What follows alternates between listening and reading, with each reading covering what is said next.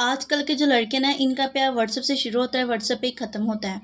ابھی میں نا ٹک ٹاک کا ان باکس دیکھ رہی تھی، تو میں نے نا صرف ہم ان کے ٹک ٹاک ایسے کیا ہو کہ جو میرے فرینڈ لسٹ میں ایڈ ہے نا صرف وہی مجھے میسج کر سکتے، اس کے علاوہ اور کوئی بندہ مجھے میسج نہیں کر سکتا، ٹھیک ہے۔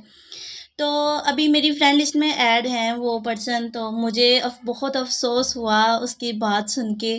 مجھے کہتا ہے مجھے نا آپ سے پیار ہو گیا۔ میں نے کہا اچھا بھائی ٹھیک ہے، تو میں نے کہا رشتہ بھیج دو اگر، تو کہتا ہے میں تیار ہوں۔ اچھا، تو کہتا ہے مجھے نا آپ کا نا واٹس ایپ نمبر چاہیے۔ نہیں میں مر جاؤں، میں نے اس کو بولا، میں نے کہا جب واٹس ایپ نہیں تھی تب پیار نہیں ہوتا تھا، جب واٹس ایپ نہیں تھی تب شادیاں نہیں ہوتی تھی۔ تو آگے سے کہتا ہے کہ نہیں مجھے سمجھ آ گئی ہے، آپ نہ صرف بات کرنے کی حد تک یہ کہہ رہی ہیں، یہ وہ پتہ نہیں کیا کہہ رہے۔ بدتمیز انسانوں، پاگلو، اپنی جوانی میں تم یہ جو حرکتیں کر رہے ہو نا، بس تم اپنی بیٹی کا نصیب لکھ رہے ہو۔ بدتمیز انسانوں، عقل کرو، شرم کرو، حیا کرو، تم لوگوں کو کیوں نہیں آتی؟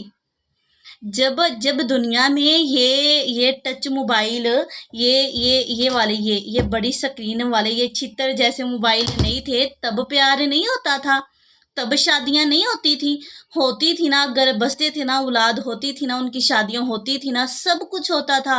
یہ نیا ٹرینڈ آ گیا ہے بھئی، آپ اگر کسی سے پیار کرتے ہیں تو سب سے پہلے جی مجھے اپنا واٹس ایپ نمبر دو۔ اگر تو آپ اس کو اپنا واٹس ایپ نمبر دے دے تو بھئی سچا پیار کرتی ہے مجھ سے، اگر نمبر نہیں دیا تو بھئی پیار ویار کچھ نہیں ہے، بس فیک ہے، بس بات کی حد تک ہے، پتہ نہیں کیا کیا۔ میں کہتے ہیں لعنت ایسے پیار پہ بے شمار کے، اپنے پیار کا یقین دلانے کے لیے اپنا واٹس ایپ نمبر دینا پڑے۔